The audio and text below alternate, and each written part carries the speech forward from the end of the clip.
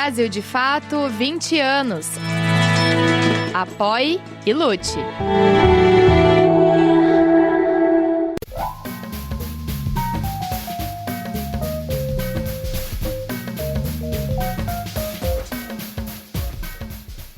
Oi, gente, bem-vindo. Esse é mais um BDF Entrevista. Hoje, vocês não estão vendo aqui o José Bernardes, ele está de férias, nosso irmão querido, a quem eu mando um beijo. E eu vou ocupar, excepcionalmente nesse programa, o seu lugar. E hoje conversar com outro amigo, Douglas Belchior, coordenador nacional da Uniafro. Seja bem-vindo, Douglas. Obrigado por estar aqui conosco. Muito obrigado a você, Igor, toda a equipe do Brasil de Fato. Douglas Belchior é professor formado em História pela PUC São Paulo e mestre em Ciências Sociais pela Universidade Federal do ABC.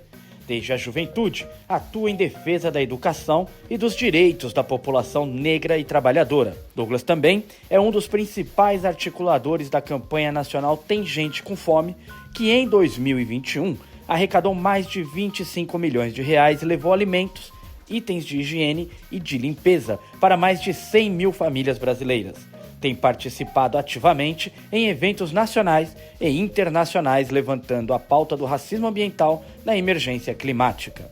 Douglas, estamos aqui nesse 20 de novembro, eu queria aproveitar a oportunidade e conversar um pouco contigo, trazer um pouco a memória do movimento negro. O que nós temos pré-fundação do MNU e pós-fundação do MNU de organização do movimento negro? Cara, o movimento negro, ele é fundamental responsável pelo avanço de direitos humanos no Brasil, né? A gente lembrar aqui que a população escravizada, trazida à força da África por quase 400 anos, num processo perverso, violento de escravidão, e o racismo ele tem como um elemento fundamental a desumanização daquele grupo social. Então, a negação da condição de humano. De maneira que quando o movimento negro, as pessoas negras organizadas, sobretudo a partir da abolição formal da escravidão, mas não apenas, né? Muita luta, muita resistência, muita rebelião, muita revolução acontecendo em muitos momentos da história da escravidão brasileira, né? O nosso povo nunca aceitou a escravidão como algo natural. Mas, sobretudo, a partir da abolição da escravidão, a organização política de pessoas negras fez com que a luta pelo nosso direito à humanidade fosse pressuposto para a luta pela humanidade de todos. Então, quando a gente luta pelo direito à humanidade daquele que teve sempre essa humanidade negada, essa luta ela transborda para direitos coletivos, para avanços que são coletivos. De maneira que eu reconheço, considero e reivindico a atuação do movimento negro desde a Frente Negra Brasileira, passando por diversas, dezenas, talvez centenas de articulações regionais, Rio Grande do Sul, desde o Rio Grande do Sul até o Acre, enfim, toda a região norte e nordeste do país com muita organização negra, mesmo antes desses períodos mais reconhecidos como momentos de organização. Você tem o momento emblemático do Teatro Experimental do Negro no Rio de Janeiro, o momento emblemático da fundação do MNU, mas eles são todos resultado de processos. Você não tem a fundação de um movimento negro unificado em nível nacional num país continental como o nosso, num piscar de olhos, né? Não, é resultado de um processo longo de organização política, de luta política, de articulação de redes nacionais, de grupos locais e regionais, que deram origem, né, ao movimento negro unificado que está aí hoje, forte, firme em todo o país, e que depois cumpre um papel fundamental nos anos 80, dando origem a muitos outros movimentos também que surgem dessa experiência. E a gente tem muitos avanços do ponto de vista normativo, da luta formal por direitos, em modelo de leis, em avanços no sentido institucionais também, como, por exemplo, a instituição de conselhos da população e de direitos da população negra nos anos 80, com a criação de secretarias especiais, de espaços dentro de governos, né, para a questão racial, como é a Fundação Palmares, por exemplo, que se transforma numa autarquia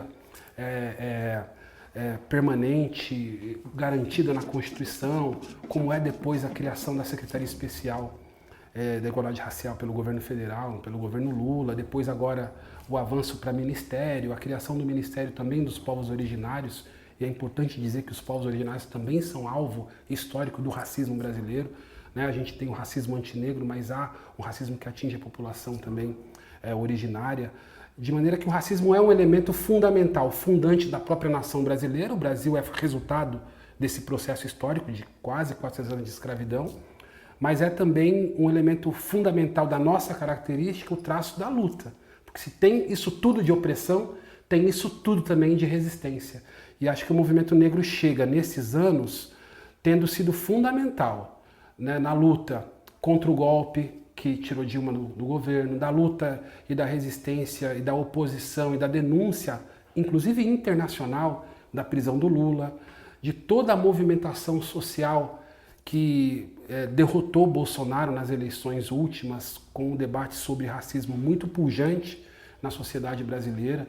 E de maneira que o nosso desafio agora com o governo popular progressista é fazer com que os governantes do nosso campo, quem ocupa esses espaços de poder, deem a mesma importância que o debate racial tem no processo eleitoral, agora também no processo de governo.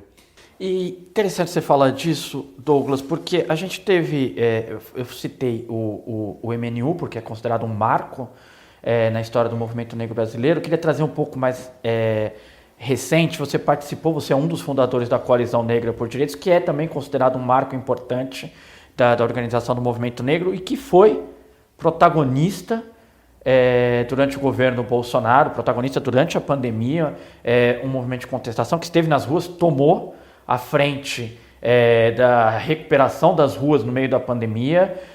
Como você vê esse movimento negro nesta atual quadra da história?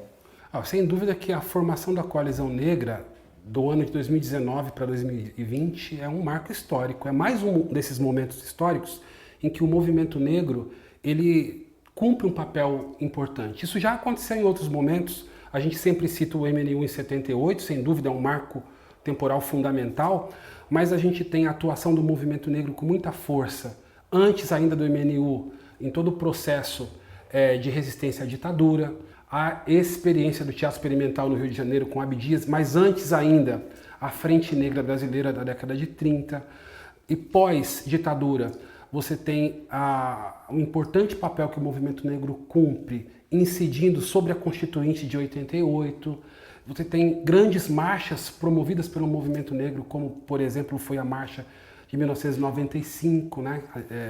Aniversário de Zumbi dos Palmares.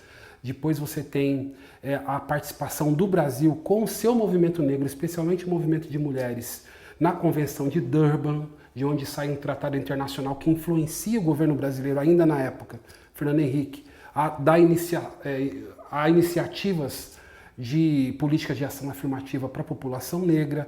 Você tem a grande manifestação de 2015, a Marcha de Mulheres Negras que acontece em Brasília, fruto de um processo longo de aglutinação de forças políticas nos estados. E tem a coalizão agora, nessa virada de 19 para o 20, num momento crucial, em que a gente enfrentou uma coincidência trágica, que foi a chegada de um fascista ao governo, gerenciando um Estado que historicamente é genocida. Então você tinha um gerente genocida, num Estado de natureza genocida, no momento do mundo em que a gente enfrentou uma pandemia mortal.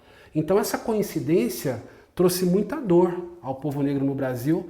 A maioria das vítimas da Covid são pessoas negras, foram aquelas que por último foram tratadas, aquelas que menos tinham atendimento médico. Enfim, é uma dor que a gente não vai superar tão cedo, mas o movimento negro estava lá, com uma frente nacional, demandando política pública, denunciando internacionalmente e cuidando de nós mesmos. Então, é importante perceber a coalizão como uma rede capilarizada no país inteiro, que fez a luta macro, denunciando o governo federal, pedindo impeachment do presidente, levando para cortes internacionais, ao mesmo tempo em que a gente fazia o nosso trabalho de casa, que é cuidar do território, organizar o território, organizar a entrega de alimentos, apoiar as famílias negras e pobres nas periferias em relação à doença, com acompanhamento, inclusive acompanhamento médico. Então, muitos projetos como o que a Uniafro teve, por exemplo, de acompanhamento com os agentes populares de saúde nas periferias, além do combate à fome na prática, né, com a campanha Tem Gente com Fome. A Uniafro é uma das organizações que compõe essa rede, né? Eu não falo aqui o nome da coalizão, mas posso testemunhar que foi uma experiência revolucionária e que eu acho que a história vai dar a importância que isso tem em breve. Douglas, eu queria fazer uma ponte, então sair um pouco da análise do movimento para a política institucional. Nós tivemos recentemente o anúncio da criação da bancada negra, a primeira bancada negra do Congresso Nacional, e terá uma formação ampla, né? Ela pretende ser suprapartidária, então nós devemos ter parlamentares de centro, centro-esquerda, mais à esquerda. Eu queria saber como você recebe a chegada dessa bancada, qual a tua opinião, como você acha que ela pode se articular com tantos interesses conflituosos ali? Você sabe que eu vou repetir isso, né? Nenhum resultado ele é automático. Então é uma vitória imensurável. Inclusive, vale quem está assistindo a gente, se não viu, buscar nas redes sociais da Benedita o discurso que a Benedita faz. É linda, ela se emociona muito. Emocionada, chorando pela causa da vida dela. Então acho que a Benedita talvez seja a personificação do tamanho, da importância dessa bancada, dessa hoje bancada. Porque ela, como uma parlamentar que está no Congresso Nacional há tantos anos, alguém que testemunhou, atuou, garantiu, por exemplo, que racismo se tornasse crime na Constituição de 88, ela ao lado do Paulo Paim, que são nossos dois grandes ícones, merecem estátua em vida, todas as homenagens, meu beijo, meu abraço e meu agradecimento eterno à Benedita da Silva e a Paulo Paim, ela deputada federal, ele hoje senador, que acho que talvez eles representam essa luta histórica do movimento negro pelo direito à representação política. É preciso lembrar em que contexto isso acontece, né? Nós somos de um país que teve 400 anos de escravidão, outros cento e tantos de pós-abolição, sem garantias democráticas para o nosso povo. Democracia nunca foi algo que a gente tenha experimentado efetivamente, muito menos a população negra. Então você imaginar que pós-abolição cria-se uma república que você tem o direito ao sufrágio universal só para quem tem dinheiro. O voto ele é censitário, mulheres só vão votar na década de 30, analfabetos não votam até 1988. É a Constituição de 88 que garante direito a voto para o analfabeto. Agora, quem são os analfabetos do Brasil? A maioria esmagadora de pessoas negras que sempre teve direito à educação negada, a outra grande bandeira do movimento negro. Então você imagine que, levando em conta esse contexto, eu posso afirmar que a população negra, de maneira geral, só teve direito a voto a partir de 88. Olha que loucura. E ainda assim havia uma pequeníssima bancada de parlamentares negros na Constituinte. E lá estava Benedita e Paulo Paim. Isso é de arrepiar. Então você percebe hoje uma bancada mais ampla, perceber que é resultado desse processo histórico, dessa luta pelo direito a votar e a ser votado, e pelo direito a ser eleito, porque também votar e ser votado não é garantia de eleição, tanto que a gente percebe a pouquíssima representação política de pessoas negras, sobretudo ligadas a movimentos, né? Não só no Congresso Nacional, mas também no Senado, nas câmaras municipais, assembleias legislativas e tudo mais. Então, por isso é tão emocionante, porque ele de alguma maneira coroa um processo histórico e que agora chega nesse degrau de ter uma bancada instituída, que inclusive também precisa ser dito, muito estimulado pelo exercício que o movimento tem feito nos últimos anos. Né? A própria coalizão negra que você citou aqui promoveu nas últimas eleições, últimas duas, três eleições, grandes campanhas pelo voto negro, pelo voto em pessoas negras ligadas ao movimento negro. A última campanha tem o nome de Quilombo nos Parlamentos, que a coalizão colocou em prática no Brasil inteiro. A minha organização aqui em São Paulo apoiou candidaturas, tanto nas últimas eleições municipais, quanto nas últimas eleições gerais, assim como outras organizações regionais tiveram iniciativas também, muitas iniciativas no Nordeste. Então hoje a gente tem uma articulação, toda a bancada negra do Congresso Nacional, do campo progressista, é muito ligada ao movimento negro. Né? Nós fizemos campanha, elegemos esses parlamentares, e os que não são ligados ao movimento negro têm uma sensibilidade e são um ponto fora da curva dentro dos seus partidos. É óbvio que não há consenso absoluto, não haverá consenso absoluto em todas as pautas, mas eu acredito que vai cumprir um papel pedagógico importante, provocativo importante, e ter parlamentares também de outros partidos que não da esquerda mais clássica, vamos dizer assim, nos ajuda, porque coloca o debate num lugar onde ele não costuma chegar. Legal, a gente está falando sobre o Congresso, eu queria ficar em Brasília ainda. Queria saber como é que você, Douglas, tem visto o avanço de algumas agendas de segurança pública, como, por exemplo, a privatização dos presídios, que é algo que tem sido estimulado pelo governo Lula. Você acha que, principalmente, a cúpula dos ministros mais próximos do tema de segurança pública, direitos humanos, justiça, você acha que tem dado a devida atenção para esse assunto? Como você acha que esse assunto tem sido abordado pelo governo? Olha, eu acho que esse é o único ponto onde não cabe nenhuma mediação, zero mediação para as políticas de segurança pública que tem a população negra como alvo no final da sua implementação. Então, é uma vergonha, é inadmissível, é inexplicável que depois, inclusive de ter sido perseguido, né, as suas organizações, partidos, lideranças, nesse último período histórico, né, pelo avanço do chamado bolsonarismo, ou da fascistização ainda maior das polícias. Lembrando sempre que, para nós, movimento negro, polícia ela tem uma origem racista e fascista, então é muito difícil para nós desassociar a existência da instituição polícia militar de um projeto de genocídio dirigido ao povo negro e promovida pelo Estado de maneira deliberada, independente dos governos que ocupam esse lugar. Então a gente teve experiências traumáticas de política pública implementadas por nossos governos, como é o caso da política de drogas, e que a gente critica tanto e abertamente fazemos isso, porque eu repito, não cabe aí nenhum tipo de moderação em relação a esse tema, porque no final das contas nós estamos falando de pessoas que são assassinadas, de uma polícia que no Brasil mata dezenas de jovens todos os dias, que é das polícias que mais mata no mundo, e que agora a gente tem, tanto na atuação da polícia militar, mas também na política de maneira geral de segurança pública, a manutenção de uma forma de pensar a política pública pelos governos de direita que de novo se reproduz num governo popular como o nosso.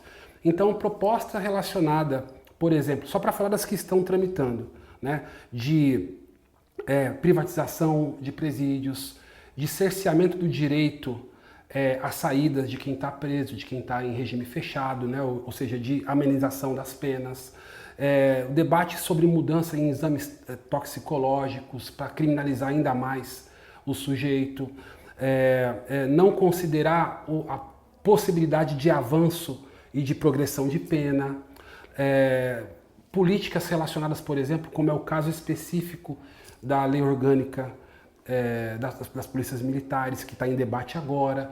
São com apoio do governo. Com apoio do governo. Que é um projeto do governo Bolsonaro que foi abraçado pelo atual governo. Exatamente. Então a gente percebe que nesse ponto há um problema na percepção, na maneira como nossos companheiros pensam política pública no Brasil. E não percebem, não reconhecem, inclusive, o acúmulo e as experiências que nós temos coletivamente. E pouco ouvem o movimento negro. Há uma desqualificação da elaboração do movimento negro sobre esse tema. Então, nesse ponto específico, Igor, é importante deixar claro aqui, não cabe ponderação, não cabe moderação, porque no final de contas são corpos negros que tombam todos os dias. Você está falando disso, eu queria retomar um tema recente que o movimento negro criticou muito. Nós tivemos 3 episódios, chacinas chacina em São Paulo, sob alegação de Operação Escudo, em São Paulo. Nós tivemos chacina no Rio de Janeiro e a polícia mais letal do país, que é a polícia da Bahia, também promovendo chacina na Bahia. E veja, nós temos no comando da polícia em São Paulo, Douglas, bolsonaristas que pegaram o comando de uma polícia tucana. No Rio, nós não temos um secretário de Segurança Pública no Rio, né? Acabou no governo Witzel, mas o comando da polícia entregue a um indicado por parlamentar miliciano. E na Bahia, já 4, 5 ou 6 mandatos de governadores do PT. Nós não temos distinção ideológica no comando da segurança pública no país? Eu acho que a gente não conseguiu avançar para um projeto de consenso do que deve ser a segurança pública no Brasil. É claro que isso não é homogêneo e não acontece, de novo, repito, de uma hora para outra. É resultado de um processo histórico. talvez o nosso campo como um todo não tenha cuidado disso como deveria.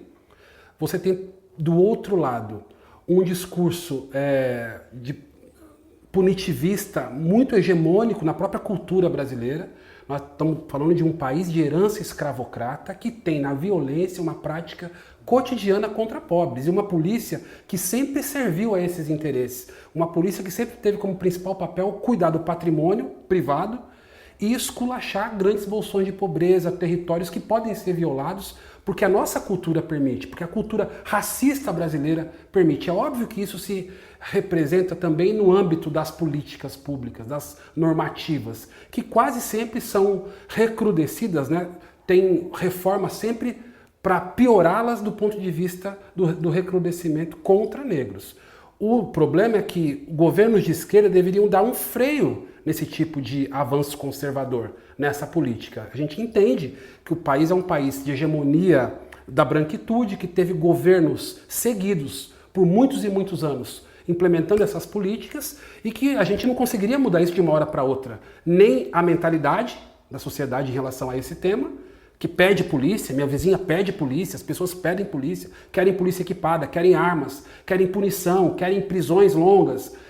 Ok? Então não é possível alterar a mentalidade, a hegemonia desse pensamento de uma hora para outra e, naturalmente, não é possível, por exemplo, enfrentar um Congresso Nacional repleto de representantes desses setores mais conservadores. Então é óbvio que não é uma coisa simples.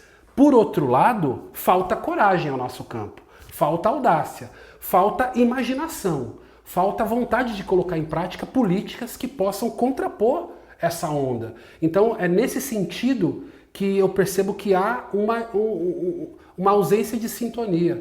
E acho que o movimento negro brasileiro precisa ser ouvido, mais do que ouvido, respeitado nesse tema. Legal, eu queria ficar ainda, Douglas, na política institucional. Você fundou um movimento, a partir da experiência da Educaf, você fundou um movimento focado na educação, mas isso transborda para diversas outras áreas. Você é reconhecido também pela militância na área da segurança pública. Só que, invariavelmente, nós vemos lideranças do movimento negro brasileiro falando só sobre esses assuntos. E isso acaba sendo espelhado na organização do poder público. Nós não temos, por exemplo, hoje no governo federal, grandes figuras em ministérios chaves por onde passam os recursos, como o Ministério da Fazenda, Planejamento. O que impacta isso? Onde que você sente? E eu queria saber de você se o movimento negro brasileiro tem uma agenda econômica para o país. Olha, primeiro é preciso compreender que não há o reconhecimento do enfrentamento ao racismo ou da necessidade de uma sociedade mais diversa desse ponto de vista como algo que estruture as relações no país e que tenha que estruturar, inclusive, a ação política.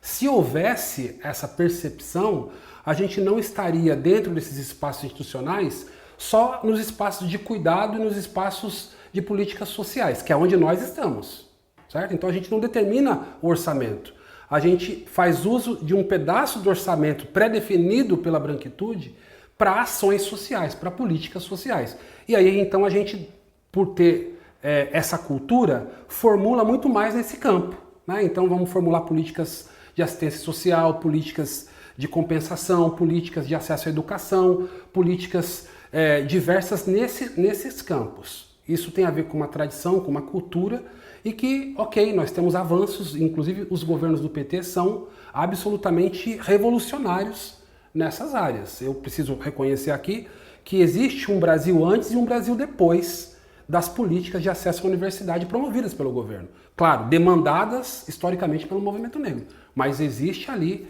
algo a ser comemorado, lembrado, enfim, reconhecido. É diferente no campo da segurança pública e é diferente no campo, por exemplo, da economia, em que a gente não tem o reconhecimento de formulação de grandes pensadores do movimento negro, como é o caso de Mário Teodoro, o caso de Hélio Santos, de outros grandes pensadores que podem contribuir também com o modelo econômico. Este ano, por exemplo, depois da posse do presidente Lula, a gente conseguiu fazer de maneira organizada e diversos movimentos agendas com o ministro Haddad, agendas no BNDES, levando a nossa agenda para esses setores. Por exemplo, o BNDES é um banco que historicamente é utilizado para enriquecer os que já são ricos. O BNDES é um banco para os brancos ricos e empresários brasileiros. Em que medida a gente pode reorientar a função? Esse S do social que existe no BNDES, ele precisa ser voltado, se quiser ter compromisso com o desenvolvimento econômico no país, um compromisso com a maior parte da população que gera a riqueza desse país, que é uma população negra. Quando a gente pensa o trabalho no Brasil, por exemplo, a população negra sempre ficou muito fora do mercado formal de trabalho.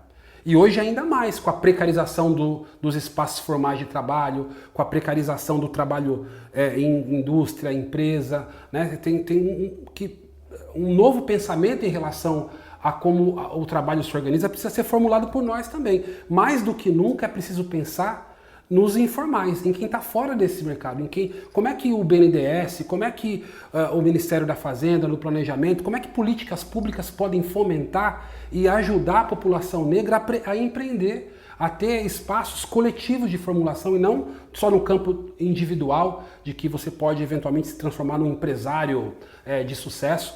Como é que a gente pode investir em cooperativas, em experiências coletivas, que a gente já tem experiências, bancos sociais, moeda social. Acho que esse é um caminho importante que atinge em cheio a população negra no Brasil. E existe sim propostas do movimento em relação à taxação, em relação à proposta que hoje está colocada de reforma tributária pelo governo, de que ela precisa muito mais investir em inovação no sentido de promover oportunidades de renda, de trabalho para a população que não tem acesso, mas que gera riqueza. Existem iniciativas importantes sendo tomadas pelo governo no sentido, por exemplo, de estimular a agricultura familiar. Isso é uma coisa importante. Agora, você tem que, por exemplo, investir milhões em titulação de territórios quilombolas, porque é uma vertente que pode ser muito importante também do ponto de vista econômico. Para fomento da agricultura familiar, para uso da terra. A titulação desses territórios é fundamental. Para diversas dimensões do problema racial brasileiro, talvez teria que começar por aí, né? A gente fala tão pouco de reforma agrária hoje. Ora, titular quilombo, garantir também a demarcação de territórios indígenas é fundamental para esse debate. A gente sabe que isso é muito complexo, porque a grande força política conservadora brasileira mora exatamente no agronegócio, na posse da terra. Isso não é uma coisa simples. Mas o governo precisa dar mais sinais nesse sentido e investir nisso e aproveitar esse momento histórico. Eu costumo pensar, Igor, que é uma oportunidade histórica muito importante. O Lula ter se colocado nessa tarefa de encarar mais uma vez a disputa eleitoral e se transformar no nosso presidente, nas condições em que isso aconteceu, a gente não pode perder a oportunidade. É preciso ter coragem para enfrentar o racismo como um pilar de sustentação das desigualdades e da violência no Brasil. E se a gente não tiver coragem para colocar em prática iniciativas disruptivas neste momento, com o governo nosso, quando é que nós vamos ter coragem para isso? Douglas, muito obrigado mais uma vez pela presença, pela atenção que você teve aqui com o Brasil de Fato. Eu que agradeço. Gente, é isso. Esse foi o BDF Entrevista. Semana que vem, José Bernardes, a companhia de vocês de toda semana, está de volta. Agradeço a audiência.